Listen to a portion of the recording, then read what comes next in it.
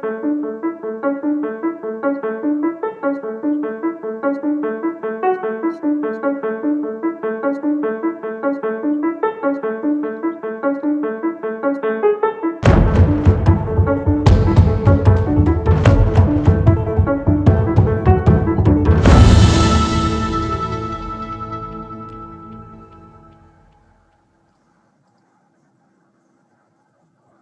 morning from Washington, and good evening to our many viewers in Kabul, where I'm delighted that Radio Television Afghanistan, RTA, is carrying this important event live. And greetings as well to our viewers elsewhere around the world across numerous different platforms.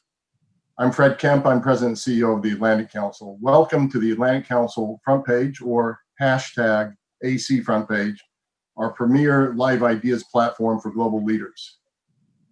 We have recently heard extraordinary leaders through this platform. On Monday, we heard NATO Secretary General Jens Stoltenberg, who launched his effort through 2030 to strengthen both the political and global dimensions of the security alliance that our partners in Afghanistan know so well. Others on this platform have ranged from the executive director of the IMF to the president of Colombia. But I can say, I think also on behalf of our partners of the United States Institute of Peace, that this one gives us particular pleasure. I'm delighted to be partnering today with USIP to bring you a timely discussion at a historic moment with the President of Afghanistan, President Ashraf Ghani of the Islamic Republic of Afghanistan, who is also the recipient of the Atlantic Council's 2015 Distinguished International Leadership Award. President Ghani won re-election in February this year and is a leading voice for democracy, freedom, and inclusion in a country and region as rich with opportunity as it is with challenges. The event will unfold in the following manner. Stephen Hines, President and CEO of the Rockefeller Brothers Fund, who with his foundation has been deeply committed to Afghanistan's future, will introduce President Ghani. President Ghani will give brief opening remarks, and then he will be interviewed by Stephen Hadley, former National Security Advisor for the President George W. Bush, Chair of the Board of Directors at USIP, and Executive Vice Chair at the Atlantic Council. After their conversation, which will include audience questions, USIP President and CEO Nancy Limborg will close. I encourage you to join the conversation either by using the Q&A function in Zoom or by tweeting your questions using the hashtag AC front page. President Ghani, I don't know what the virtual global equivalent is to a standing room audience, but that's what we've got today. So now I'd like to turn to my friend and colleague, Stephen Hines. Thank you very much, Fred, and thanks to the Atlantic Council and the U.S. Institute of Peace for organizing this important event. It's certainly an honor for me to be invited to introduce His Excellency Ashraf Ghani, the President of the Islamic Republic of Afghanistan. President Ghani was born in Logar Province in Afghanistan in 1949. He first came to the United States as a foreign exchange student at Lake Oswego High School in Oregon, graduating with the class of 1967. He earned his bachelor's degree in political science at the American University of Beirut and a PhD in cultural anthropology at Columbia. After a distinguished 18-year academic career, including faculty posts at Kabul University, UC Berkeley, and Johns Hopkins, President Ghani joined the World Bank in 1991, where he led projects in East Asia, Russia, China, and India. He returned to Afghanistan in February 2001, serving first as the chief advisor to President Hamid Karzai, then as finance minister, and ultimately as chancellor of the University of Kabul. He ran unsuccessfully for president in 2009, but was elected in an intensely contested election in 2014 and re-elected in similar circumstances last year. Now, a PhD in cultural anthropology might not seem like the most likely background for the presidency. But in the case of Afghanistan, with its rich and complex mix of cultures, ethnic communities, and troubled history, it seems to me that President Ghani's academic training is serving him extremely well. In 2011, he and his daughter Mariam published Afghanistan, a Lexicon, a concise analysis of the cycles of reform, reaction, and chaos that have recurred in Afghanistan's modern history, starting with the rule of King Amanullah in the 1920s. He is also the co-author of Fixing Failed States, a seminal work that analyzes the core functions of the state and suggests concrete strategies for building essential institutions, with an emphasis on tapping the expertise of citizens in the process. President Ghani is a leader of great personal and political courage and deep humanity. I'm sure we would all agree he has one of the most challenging jobs on the planet. During his first term, he achieved important progress in fighting corruption, developing Afghanistan's economy, advancing rights and education for women and girls, and deepening the culture of a constitutional democracy, all while simultaneously fighting a brutal war and now managing the COVID-19 pandemic.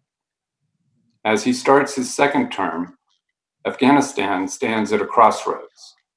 With the US Taliban agreement of February, the release of Taliban prisoners underway, a fragile ceasefire, and even the visit this week of General Bajwa, the Pakistani Army Chief of Staff, President Ghani and his team are working tirelessly to start the intra-Afghan negotiations, where the parties will work to achieve a political settlement and a durable peace.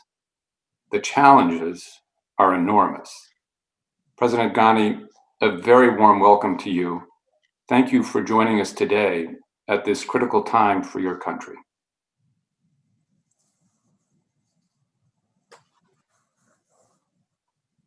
Should I start? Please. Bismillahir Rahmanir Rahim. It's a great pleasure. Mr. Kemp, thank you for friendship, and thank you for giving me a home in Atlantic Council during over a decade. I've enjoyed it much, and it's an honor and a pleasure. I'd like to thank Mr. Hines and the Rockefeller Brothers Fund for their deep engagement and advice on peace process, and to thank Mr. Hadley for his wisdom, friendship, and commitment, and equally Ms. Lindborg and lots of friends. I hear General Petraeus is going to be there. During the transition, I had the honor of working very closely with them. Let me first pay tribute to the American people, American administrations, and Congress of the United States, and particularly the American taxpayer, for the sacrifices in blood and treasure. A grateful nation, a grateful government, and a grateful president honor this partnership. But my particular tribute is to the 2,448 American men and women in uniform who paid the ultimate sacrifice, 95 of them since I've been president, and the new phase of our relationship under the bilateral security agreement is begun. I would like to thank more than 1 million veterans of Afghanistan and tens of thousands of civilians who did not consider the hardship post, but volunteered to serve in Afghanistan. So let me say what a pleasure it is to be able to speak to you. I was asked as to what my vision was. My vision is to enable my fellow Afghan women and men to enjoy the conditions to articulate and implement medium and long-term visions of a common future. The reason I'm framing it in that way is that the level of turbulence and resulting uncertainty makes the application of vision, like 2020 exercises, very difficult. So 5 key interrelated objectives will provide the foundation for that vision. First, to overcome the turbulences of the past, of the recent past, that have made uncertainty the dominant condition of our present. Peace process is going to be fundamental to remove the specter of war and violence, to enable us to focus on visions indeed. Second, to reclaim our historic function as an Asian roundabout and a hub of regional connectivity. For 2 millennia, we served as what Toynbee referred to as a roundabout, a place where ideas, people, goods, and of course armies and big powers moved, but half of the world, half of the roads of the world led to Balkh and Bagram.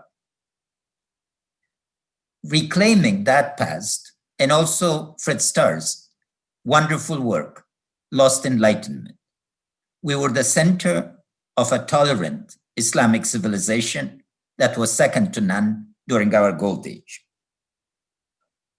3, to build robust tools of governance to deal with the corona effect on the human security and the critical tasks of peace building, market building, state building, and nation building in a constantly changing context. Leadership and management under these conditions is very different than those of stable societies. But Corona brings that level of uncertainty and turbulence that the whole world faces to us and makes it familiar to all of us. 4, to create an economic and fiscal basis for self-reliance through the utilization of our immense natural capital and assets and capabilities in order to expand opportunities for our men and women and to launch our boys and girls on the path of prosperity. And 5th, to adopt and practice a posture of multi-alignment in our foreign policy, pursuing a number of friendly relations with other countries while eschewing alliances and expanding the tools of partnership. It's fundamental that our partnership shift from a predominantly security focus, I hope, within these years, to the enormous range of economic, cultural, social, financial ties that will enable us to tackle poverty, exclusion, and violence that are the fundamental blockages. I'll stop there. I'm sure Mr. Hadley, with his usual wisdom, will keep us busy. So on to you. Well, Mr. President, thank you very much. Thank you for taking the time to be with us today. We're very grateful. I want to talk a little bit about some of the issues that are on the minds, I think, of the American people as they follow events in Afghanistan. And obviously, the first and foremost is the intra-Afghan negotiations. Since the signing of the US-Taliban agreement, the 2 major obstacles to getting to intra-Afghan negotiations seem to be the maintaining reduced levels of violence and prisoner releases.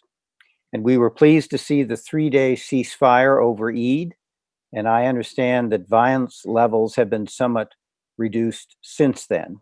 And of course, a considerable number of prisoners have been released on both sides. So what else needs to occur in order for intra-Afghan negotiations to begin? And what is your sense about the timeline? Well, thank you. First, the Eid ceasefire was a major movement to enable us to take some bold and critical decisions. As you saw, with the declaration of the ceasefire, I announced the release of 2,000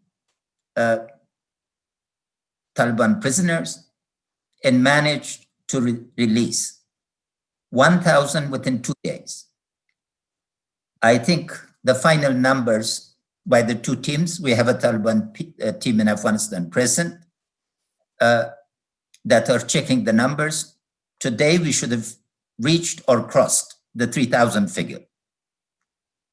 The remaining commitment, my colleagues and I have made the decision to release an additional 2,000 prisoners within a very short period.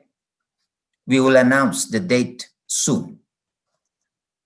In terms of reduction of violence,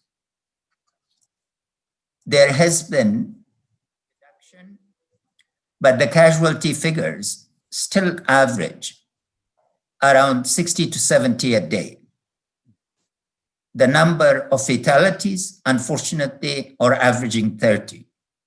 It's extremely important for public support that reduction reaches the maximum effect, and also that we ensure that irreconcilables and spoilers are not given an opportunity. I've spoken to Ambassador Khalilzad yesterday and also to the Special Representative of Qatar this morning.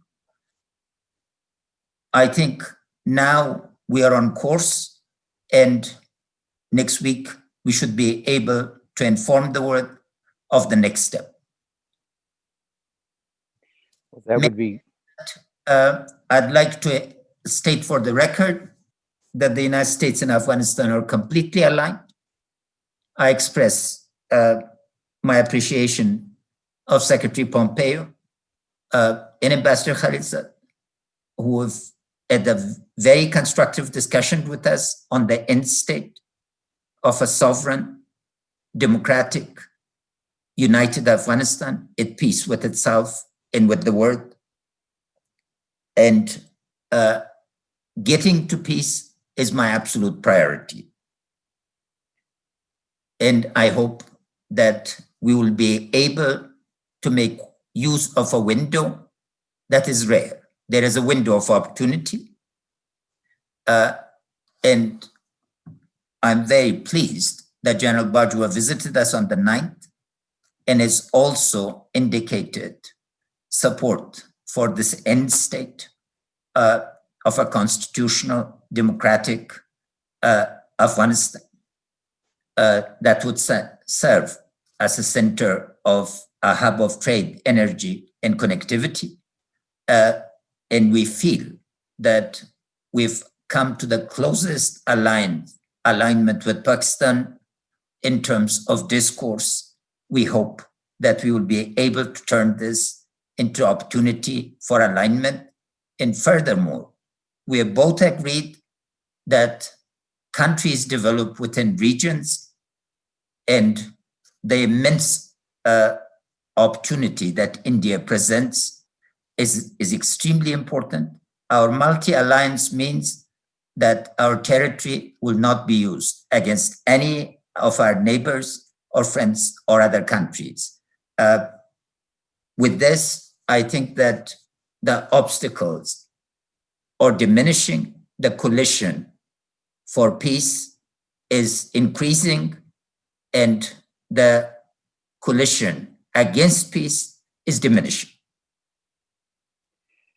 Thank you, Mr. President. If I may follow up on that in just one respect, if I hear you correctly, certainly a reduction of violence is something that is essential to prepare the political ground for negotiations. I gather, though, when people have talked about a permanent ceasefire, that is something that would be a subject of the negotiations once the intra-Afghan negotiations begin. We were wondering whether the tragedy of the COVID-19 pandemic provides an opportunity, since the Taliban as well as non-Taliban controlled areas are suffering from this disease, is this an opportunity to accelerate reduction in violence and maybe have almost a de facto ceasefire as the government and Taliban work together to deal with the COVID-19 crisis? First, one issue needs to be highlighted. The members of the Afghan National Security and Defense Forces that have been imprisoned by the Taliban are not completely released. It's important that the commitment, because this is a mutual commitment, is fulfilled. They claimed 1,000.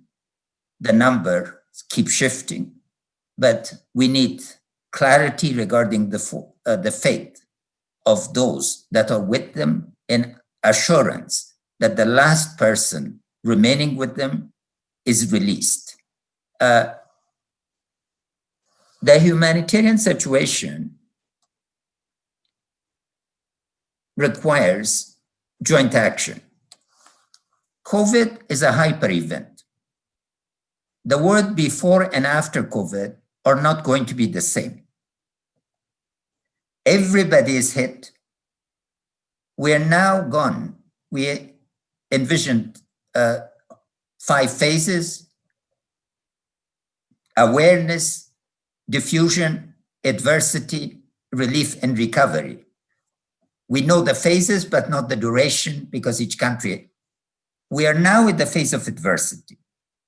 But the economic consequence of this means that about 88 to 90% of the Afghan population requires food assistance and medical attention.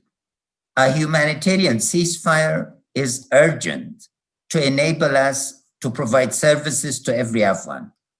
To me, an Afghan child is an Afghan child, an Afghan woman is an Afghan citizen. We have to articulate this, whatever the formal name is called, for opening up the space for cooperation in this. We have to move urgently. The words matter because the ultimate approval of the peace agreement that we are very keen to ensure will be decided by the Afghan people through the institution of the Loya Jirga. Loya Jirga cannot be manipulated. They are truly an institution of democracy in practice, like New England town halls. So shift in language, violence will not persuade. Gestures of reconciliation, of acceptance. Let me add one other word. The war has no winner. All of us are losers in a war. Peace, the winner of peace will be the people of Afghanistan and our neighbors. So let's really work for those whom we are elected to serve or in whose name we claim authority. The people of Afghanistan have a consensus that peace must come and must come soon. And I hope that we can truly muster a sense of urgency to get it done. Thank you, Mr. President, very much. Let me ask you another question, if I may, on the peace process. They generally require inclusivity and national buy-in, as you talked about, to be sustainable, particularly during the implementation period and that after. And this, of course, is particularly challenging in a country as diverse as Afghanistan, as you well know. Could you tell us what you are doing to ensure that all Afghans feel included in this process, in particular, that the voices of women are an integral part of the peace process? Well, of course. The first move was to reach agreement with my friend, Dr. Abdullah, that he got persuaded to serve as chairman of the Peace Council. This is extremely important. And of course, members of his team will be joining the government, but the constitutional order in rules will now prevail. We will not have a two-headed government. But consultation, I've seen Dr. Abdullah continuously, including last night. We are keen to work together, and we are working together. Second, the negotiating team is an all-inclusive team representing all the people of Afghanistan. It's been done through immense consultation. Thirdly, women are serving directly on the negotiating team. And in terms of the women of Afghanistan, I'd like to make a couple of remarks. One, they speak for themselves. Their strength, their will, their capacity to work together, where the women's consultative huge national gathering on peace some months ago was an indication. Two, the glass ceiling is broken. The question is the middle. We have 2 women ambassadors to the United States and United Nations, and I'd like to recognize Ruya Rahmani, our very able ambassador to the United States, that is truly representing Afghan women. The key is that the rest of the world listens to the Afghan woman. I've had the honor of just appointing the 2nd woman to the cabinet, and I intend to appoint 2 more. There will be at least 4 members of the cabinet, the Afghan cabinet. And on the High Peace Council, as soon as Dr. Abdullah is able to form it, because the peace process has moved so rapidly, so we focus on negotiations as the first priority. Women will be there in numbers, as will be youth, the ulama, and others. Peace is being discussed every day. Our framework of reference derives from the 2019 Peace Jirga, Loya Jirga, that was elected, all its members were elected from the rural communities up to others. This is serious business for every Afghan citizen, and I'm delighted by the level of engagement. I think there will be no question about inclusion, but one also has to balance inclusion with efficiency and being able to move forward. So the process is to be inclusive, the outcomes have to be inclusive, and the outcomes have to be publicly ratified, so the inclusion is continuous. The ceasefire of 2 years ago showed that the Afghan people are ready to embrace the Taliban who espouse peace.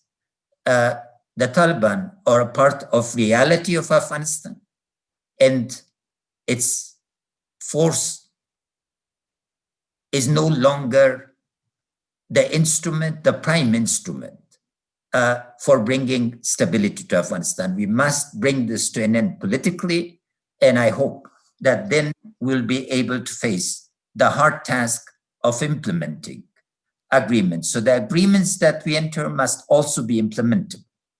And because of it, key issues that are of concern, both to the Afghan public and to the regional partners and to international partners, must be part of this understanding.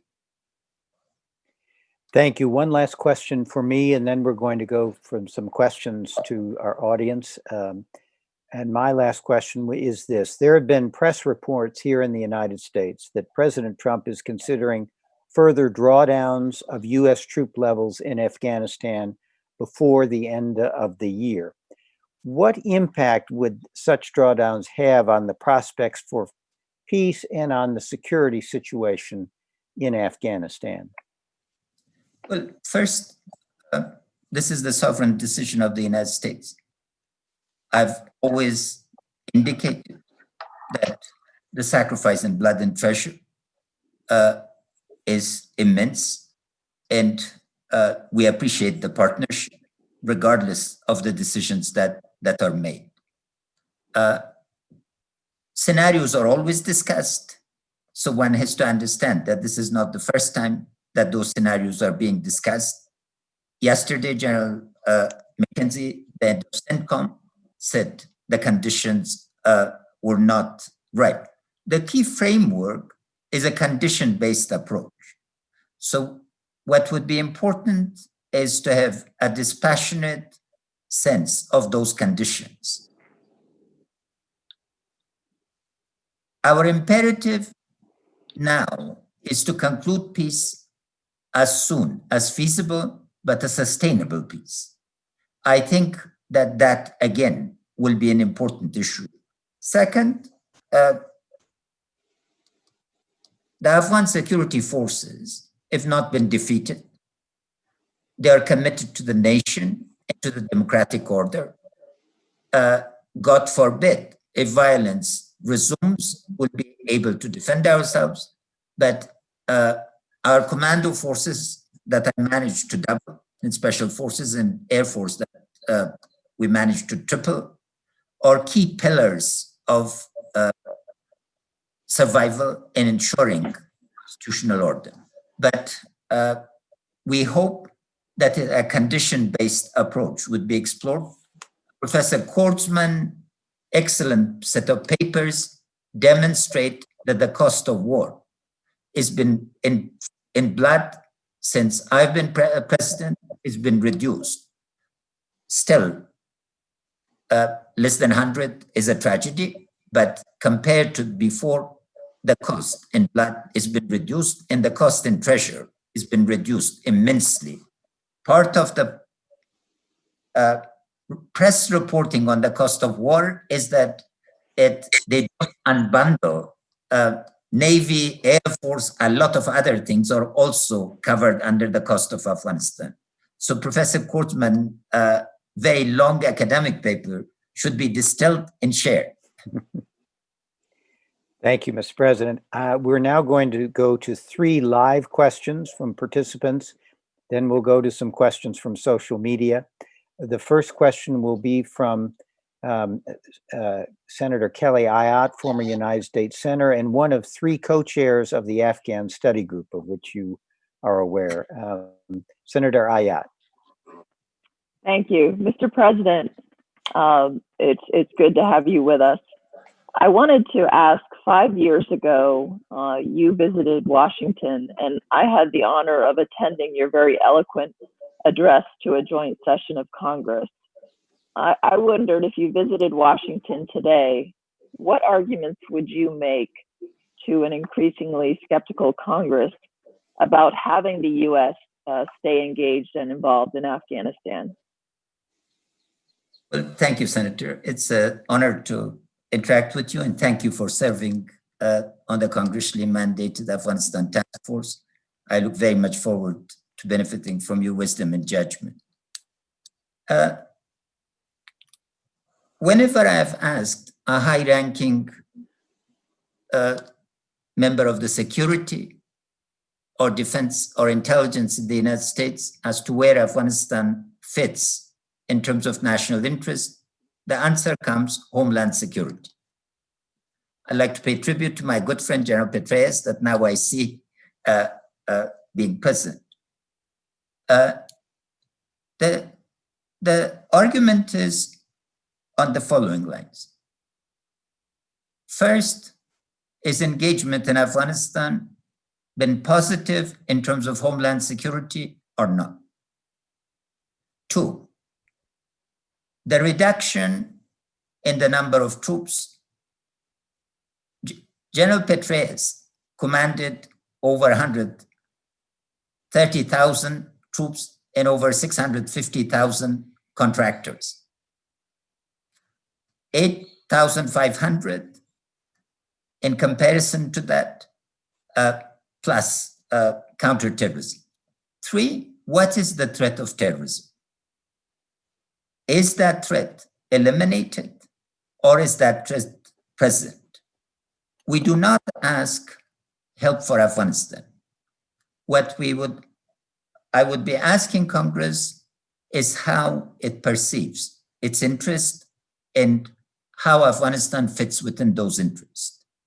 You have no obligation to us. You fulfill your moral obligation, both in blood and treasure. And as I pay tribute, always I pay tribute to the fallen heroes of the US forces. This is a partnership that has to have mutual interest and mutual respect. We are going to do everything to make sure that we can pay for our security, and we will do everything to reduce the turmoil, particularly the war, so that the relationship is mutually beneficial. The last point is, now this is a time-bound and condition-based schedule, and I think the goal of the American people can be achieved. Thank you. Mr. President, I'd now like to turn to General David Petraeus, who's chairman of KKR Global Institute, and as you well know, former commander of U.S. and allied forces in Afghanistan. General Petraeus. Thanks, Steve, and great to see you, Mr. President. And if I could gently correct you, we actually had 150,000 Yes. U.S. and coalition forces at the height of the Afghan surge, if you will, plus all the others that you mentioned. So it's an enormous reduction. And let me just say thank you for recognizing the sacrifices that U.S. and all coalition forces have made alongside Afghan forces, and say what a privilege it was to work with you as the commander in Afghanistan, and before that as the CENTCOM commander, and after that as the CIA director. Thanks for what you continue to do in service of your country. As you know, I have expressed public concerns about the agreement between the U.S. and the Taliban. And I've noted as well, though, that no one wants peace more than those that have actually been engaged in the fighting. We're now down to somewhere close to 8,600 U.S. forces and a few thousand coalition forces. I have argued for a sustainable commitment, which would seem as if that would be roughly that number. But if indeed the conditions are met, and the casualties you mentioned are not that encouraging, candidly, in terms of meeting the conditions, but if, say, somehow we reach the conditions and the U.S. were to withdraw the number of forces below 8,600, perhaps all of them, what U.S. assurances, funding levels, military capabilities, and so forth would you want in such a case? Thank you. Well, thank you, John Petraeus. And again, a tribute to your leadership, your vision, and your management, and your service. It was a great privilege to be working on you, with you on transition. Successfully, we brought a conclusion. When I became president, the number of troops had been reduced to minimum, and we were able to continue. The first issue is to thank you for your position, because you speak as a true soldier, a true statesman on securing U.S. security interests. This, you've put your entire life in the service of this cause, and without doubt, you're among the most knowledgeable people globally on the threats that face the United States. In appreciation of those threats, jointly will be extremely important to moving forward. We should acknowledge this and continue to have a strategic dialogue on the nature of threats and how we continue. The threat of terrorism from Al-Qaeda, from Daesh, and from other groups is not going to end with peace with Taliban. So one of the most important parts of the agreement with the Taliban should be, one, understanding a gradual reduction of forces, and second, a framework agreement for cooperating against counterterrorism and counter-narcotics. Without these two, the large support coalition for implementing the peace that we envision would be put at risk. Should the decision be made, and as I said, it's a sovereign decision, and we appreciate the decision-making process, support for the Afghan security and defense forces to the level that would enable us to continue reforms. And as you know, I was able to implement some very significant reforms in our security forces. More than 2,000 colonels and generals through change of the basic law were retired. Another country, this would have brought probably 5 or 6 coups, but civilian leadership in our country is very established. We are consolidation of these reforms. Second are the enablers, particularly the Air Force that is being completed. The program of record that you and General Dunford initiated needs to be completed. But the third part is US diplomatic convening power. US continuous engagement with the key partners to assure that an agreement that a stable democratic Afghanistan is in everybody's interest. And the fourth is change of the instruments, particularly the successor of OPEC in terms of guarantees, insurance, and securing and supporting us to develop our vast natural resources. For you, of course, know this immensely. Afghanistan is described as the Saudi Arabia of lithium. We can be among the 10 largest players, at least on 10 basic minerals in crucial, a package that changes the tools of partnership will enable us to continue to underwrite our heroic security forces, to whom I really pay tribute. Their sacrifice, while the number of US and coalition casualties, thank God, has come down, our all volunteer force is not left a stone unturned to secure our freedom and your security. This is a partnership that has been written in blood, and we hope that the sacrifices of all those veterans that fought under your command will be honored by all of us, so their families could visit a peaceful Afghanistan. Thank you, Mr. President. Let me go to our final live question, if you will. And this one comes from Jessica Donati, who is a reporter for the Wall Street Journal. Jessica, over to you. Hi, and thank you very much for giving me a chance to ask the question. Mr. President, as you know, there have been the long-held position by the Taliban is that talks must include a broad range of Afghan groups and not just the Afghan government. And one of the ideas that has repeatedly surfaced over the many years, as you know, is the idea of an interim government made up of Taliban and government officials to lead the country through that process. I was wondering if you could share your thoughts on an interim government and whether you could see yourself stepping aside if this was the request made by the Taliban and the US. Thank you very much. Thank you. The group is all inclusive. The negotiating team is considered by everybody,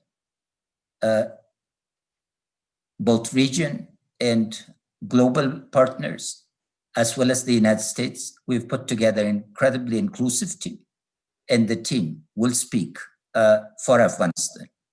Any discussion of an interim government is premature. I serve at the will of the Afghan people, not at the will of Taliban. We need to understand that discussions will have to be mutually respectable. The key issue is not the president, but the republic. We have gathered a consensus around two fundamental notions. One is the Islamic Republic of Afghanistan as a sovereign, democratic, and united republic. And second, citizens. The rights and obligations that bind us together are those of citizenship. We go with goodwill, and we hope that goodwill will be reciprocated. Thank you, Mr. President. We are now going to And go. let me just make one Please. comment. Dr. Najibullah made the mistake of his life by announcing that he was going to resign. We've lived through a film. Please don't ask us to replay a film that we know where. Thank you, Mr. President. We are now going to go to questions from social media and from the audience. I have to tell you that at this point, I have 90 questions that have been submitted and climbing. So it's evidence of the popularity of your presence today. And I apologize to all those people whose questions we will not be able to get to. So let me just pick some of them that we have not yet covered. There's a lot of focus in the United States these days, of course, about the activities of Russia and China and the extent to which they are moving into spaces which they were not there before, many times at the expense of the United States. And so one question we have from a student at Georgetown School of Foreign Service is if the United States continues further withdrawals, will you see Russia or China in some way filling the void, and not necessarily on the military side, but another question, do you see them, what role do you see for them economically? For example, would Afghanistan join the China-Pakistan Economic Corridor as part of the Belt and Road Initiative? What do you see for the role of Russia and China as this situation plays out going forward? China is our neighbor. We have a short border, but we are neighbors. And with Russia, we have a long history, part of it tragic, part of it very constructive. The core idea of multi-alignment is to increase with the members of the coalition for peace and prosperity and stability in Afghanistan. Neither power is interested in getting engaged in Afghanistan militarily. I think I'm fairly confident about this. My request from all our colleagues is to please take us off as a space of rivalry in big power plays. That's what brought us tragedy in the 19th century and in late 20th century into a tragedy. Regional connectivity is an important priority for me. We did not benefit from the railway revolution of the 19th century because that Afghan king, Amir Abdurrahman, between 1880 and 1901 refused the railway. There was a vision by the man who made the Suez Canal called Berlin to Bombay. Every inch of it was built except the Afghanistan connection. Now we are very keen. Belt-in Road is not a grant initiative, it's loans. Afghanistan cannot take loans. We can only take grants. But a consortium that would enable us to bring all of these actors together for railways is extremely important. We welcome that. The key likely decision would be that we will go for the railway to the Russian gauge, because that we have had a complete transformation in our relationship with Central Asia, and I particularly like to single Turkmenistan and Uzbekistan that have made an immense effort for connectivity, and equally Azerbaijan for its investment that is now connected us to Eurasia. With Pakistan, so the other players would be the Asian Development Bank, the World Bank, European Union, our other colleagues. We need to be able to raise significant amount of money and resources to make connectivity happen. Trade, we are seeking trade with all of these countries. I think with pine nuts, we showed till 3 years ago, we didn't know that we were one of the largest producers. Now we have a $1 billion contract with China for export of pine nuts. Marbles alone, there's $1 billion a year market. Chinese market access the Russian market access for our vegetables and others. An economic area of cooperation and coordination, I think, will open up. And for that, we want the largest number of friends. And I've learned that both China and Russia have offered to serve as hosts in a series of hosts of the peace talks, and everybody's participation again in this is welcome. Thank you, Mr. President.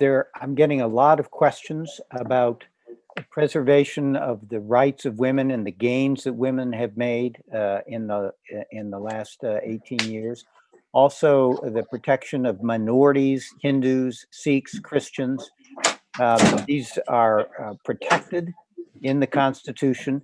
And as you get into the negotiations, what priority do you give to maintaining the constitutional protections for these groups going forward? Well, thank you. The first issue is that, as I brought to your attention, it's worth repeating, is the Afghan citizens that are going to have the ultimate say on ratification of an agreement. So everybody needs to focus on getting an agreement that can be approved by the Afghan people.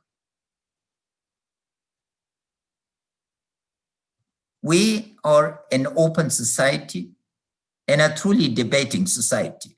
Now, particularly with Facebook and the digital access, this is not a censored society. Our poetry, our literature, our novels, short stories are thriving. It's new horizons. Women of Afghanistan, one, cannot be put back. Two, the 20 years, particularly the 5 years of Taliban, were an aberration in our history. It's conditions of being refugees that marginalized women. In the 1960s, women were in the universities, doctors, nurses, etc. So it has to be understood that poverty is our greatest enemy, and without women's participation in the polity, economy, and society, let me tell you a story. In the Loy Jirga, a hairdresser was appointed, a woman hairdresser who was a widow from Herat. And Vice President Saleh, whom I'm honored to work with closely every day, asked her, why you? Said, you know, we are bringing, securing the livelihood of hundreds of women. So they wanted to make sure that protection of the right to work for women was secured. Hindus and Sikhs have been part of this country before we embraced the holy religion of Islam.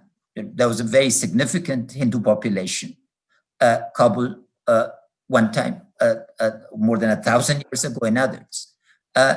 Those are part of our richness. We Afghans always describe ourselves as a garden, where there are flowers of different shape and size, but all bringing together an aroma and a sense of richness that is reinforcing.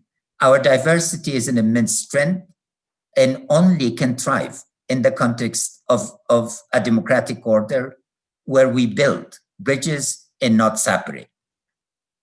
Hierarchy, where one group is elevated artificially at the expense of others, is not the way to bring peace. To start a war or sustain a war in Afghanistan, all you need is about $60 million a year. But the true task will be to bring everybody together, and that takes common imagination and a common understanding and capacity to forgive and forego the past and move forward in owning the future. Thank you, Mr. President. We have run over our time because of the great interest in your presentation and your being with us. You've been graciously said that we would have a little time. I don't want to impose upon your graciousness. So that unfortunately is the last question we'll be able to take from our audience and social media. Sorry for those whose questions we did not get to. And let me turn it over to Nancy Lindborg to bring this session to a close. Thank you, Steve. And I want to give special thanks to you, President Ghani, as well as to all our friends at the Atlantic Council. Thank you for the partnership, and to everybody who tuned in for this very important discussion. As Fred mentioned at the top, we are at a pivotal moment for Afghanistan, and with evidence of important progress underway to end more than 4 decades of violent conflict.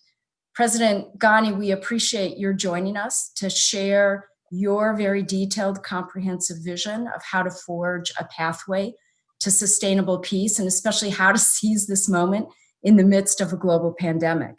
USIP has worked very closely with partners in Afghanistan for nearly 2 decades, and supporting the potential for peace has been a core priority of USIP for the past 2 years. And we remain committed to doing whatever we can to support efforts to reach a political agreement that ends these decades of violent conflict. We know that peace agreements are likely to be more successfully sustained when they are inclusive, and when women especially are at the table with their own voice and views. So thank you, President Ghani, for your very eloquent embrace of this approach and being such a champion of diversity, as we just heard. We also know that there's still a very long, difficult, and complicated road ahead. But I think everybody here today is encouraged by the discussion, and we're all leaving with a renewed sense of possibility. In closing, I just want to note I had the great pleasure of visiting Kabul and Jalalabad last October, and I left deeply heartened by the spirited cry for peace that I heard from women, tribal leaders, elders, civil society members with whom I met. And more than any of my previous visits over the past 20 years, the desire for peace was palpable. And this is what gives me great hope. And with that, I would also like to acknowledge and thank Ambassador Roya Rahmani, who's here with us today, Afghanistan's very energetic, very wise ambassador here in Washington, who's a great friend and an important champion for peace in Afghanistan. As we know at USIP, peace is possible, but it takes action, and it takes all of us. Thank you very much. Well, again, let me conclude for thanking you, Ms. Lindborg, for your long years of association and support for Afghanistan, and thank USIP. On the women's issue, it would be remiss if I did not acknowledge my teacher, Rula Ghani. Her vision, her commitment, and her immense sense of belief in the potential and capabilities of the Afghan woman, and her selfless ability to create a listening post instead of to push an agenda, and a refusal to engage in the political game is an inspiration. I'm privileged to have a partner. And that reminds me that women must, are incapable of leading and managing anything that we ask them to do. But also, let me thank the youth of Afghanistan, for a tremendous energy, their drive, their entrepreneurship, their creativity, from the robotics team to the music, the orchestra, and to the range of civil society actors. I'd like to particularly single out our ulama. Their joint fatwa 2 years ago enabled us to make the first ceasefire. They represent a voice, and what has been truly heartening is how much common ground in the negotiating team the ulama and the women of Afghanistan have held together. The reading of Islam and understanding of our deep history, particularly the golden age of the Abbasids, and where Afghanistan was a central hub, is extremely important. Peace is going to require courage, compassion, and commitment. And I'm sure that those are commodities that are not in shortage in this immense country. My biggest desire is to be able to retire to my village, where my family has been for 600 years, and write my books. I'm looking forward to an Afghanistan where I'll be able to teach again and learn continuously. Thank you for this opportunity. Thank you so much, Mr. President.